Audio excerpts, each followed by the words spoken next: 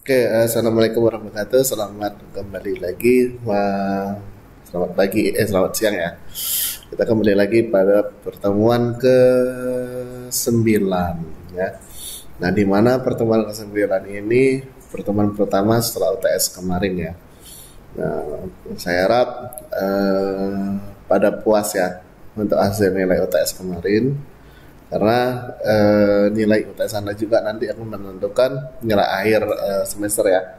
Nah, untuk pertemuan pertama di setelah UTS ini, pertemuan ke-8 ke-9 ya, kita akan sharing sedikit tentang konsep sistem pakar ya. Nah, kenapa kita akan belajar sedikit konsep sistem pakar? Nah, karena konsep sistem pakar ini merupakan cabang dari AI itu sendiri ya, atau kecerdasan tiruan yang sudah lumayan sangat tua ya, sudah cukup tua. Nah, ini dikatakan kenapa tua? Ini mulai dikembangkan tuh pada pertengahan medio 1960 ya. Nah, asal muasal katanya ini berasal dari istilah KBAS ya, kalau secara keseluruhan, atau Knowledge Based Expert System. Nah, di mana ini menggunakan pengetahuan seorang pakar yang dimasukkan ke dalam komputer ya, sehingga non pakar tersebut bisa dapat menggunakannya untuk meningkatkan suatu kemampuan pemecahan masalah ya. Jadi pakar ini dapat menggunakannya untuk knowledge assistant. Jadi si ahli expert ini dia membutuhkan seorang asisten, di mana asisten ini bisa berpikir seperti dia ya. Tentunya asisten ini dalam bentuk komputer ya, atau program komputer. Nah, oke. Nah, contoh-contoh sistem pakar yang sudah ada di dunia ya. Ini pertama MyChin ya, atau untuk diagnosa penyakit ya. Terus ada Dendral, ini tugasnya mengidentifikasi struktur makulur campuran yang tidak dikenal ya. Nah, biasanya ini digunakan untuk para ahli kimia ya. Nah, yang ketiga ini namanya XCON dan Excel ya. Ini untuk membantu konfigurasi sistem komputer yang besar ya. Terus ada namanya Shopee. Nah, Shopee di sini bukan Shopee belanja ya. Nah, bukan juga merek suatu produk Shopee ya. Namun di sini Shopee itu tugasnya dia untuk analisis sirkuit elektronik. Ya. Nah, ini contoh-contohnya. Terus ada Prospektor. Ini membantu mencari dan menemukan deposit ya pada bidang geologi. Nah, terus ada Fonio. Fonio di sini bukan nama suatu penyakit ya. Nah, tapi ini adalah nama dari membantu memberi keputusan manajer dalam stok dan investasi, atau biasanya kalau di sana itu file apa ya kalau nggak salah kepanjangannya. Nah, terus ada namanya Delta. Nah, Delta ini digunakan untuk perusahaan lokomotif perusahaan kereta api ya, dalam memelihara lokomotif listrik diesel.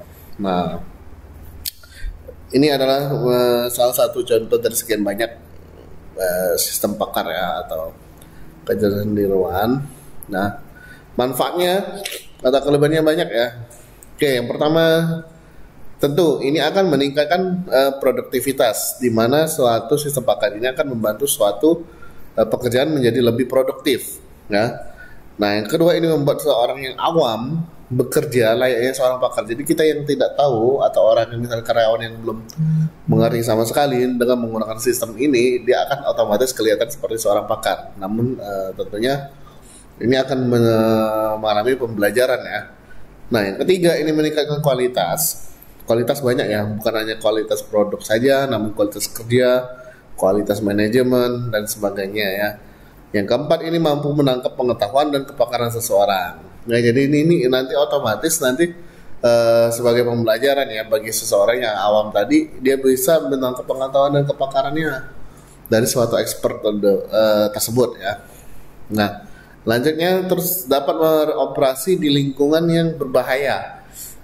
Kenapa bisa dikatakan ini? Ya karena dia sistemnya tadi ya. Jadi sistem atau aplikasi yang ditempatkan di suatu sistem lingkungan yang berbahaya itu tidak masalah ya. karena bukan orang tadi, karena asisten, dia sebagai asisten. Jadi misal kayak robotika ya. Itu kan juga termasuk salah satu bidang AI ya, atau ketiruan.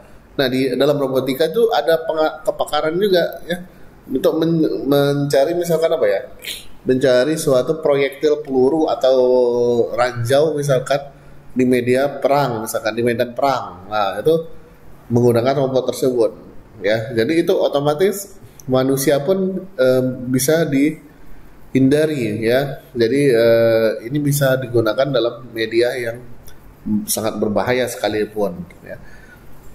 Nah, lanjut, ini bisa memudahkan akses pengetahuan pakar ya. Karena dengan membuat suatu sistem pakar ini, kita akan berarti tahu alurnya seperti apa pengetahuan tersebut ya. Nah, terus andal, jelas ini bisa andal atau reliable ya. Terus meningkatkan kapabilitas sistem komputer, jelas ya. Nanti ada di situ pada komputasi untuk sistem pakar ini, dia akan meningkatkan capability-nya ya. Terus mampu bekerja dengan informasi yang tidak lengkap atau tidak pasti, oh jelas ya. Karena ini dirancang mereka bisa belajar ya, atau learning ya, dari informasi yang tidak lengkap maupun tidak pasti ya. Ada kayak seperti mungkin menggunakan logika fuzzy, karena fuzzy ini tidak pasti ya, ambigu maksudnya seperti itu. Nah, terus dapat digunakan sebagai media pelengkap dalam pelatihan, nah, jelas ya. Ya, jadi misalkan kita perlu pelatihan medis nih, nah ternyata kita membutuhkan suatu drone ya untuk mendeteksi penyakit apa misalkan, nah, seperti itu ya. Jadi dia untuk bisa jaga media pelengkap juga. Nah, terus bisa meningkatkan kemampuan untuk menyelesaikan masalah ya. Nanti di situ misalkan kita memasukkan prekondisi, misalkan kan kondisi 1 seperti ini, kondisi 2 seperti ini, kondisi 3 seperti ini. Nah, si sistem pakar ini bisa menentukan atau menyelesaikan kesimpulan apa yang akan terjadi. Misalkan kondisi ini sama kondisi ini, kondisi akan menghasilkan A 85% misalnya, B 70% misalnya. Nah, itu seperti itu ya. Bisa meningkatkan kemampuan untuk menyelesaikan masalah.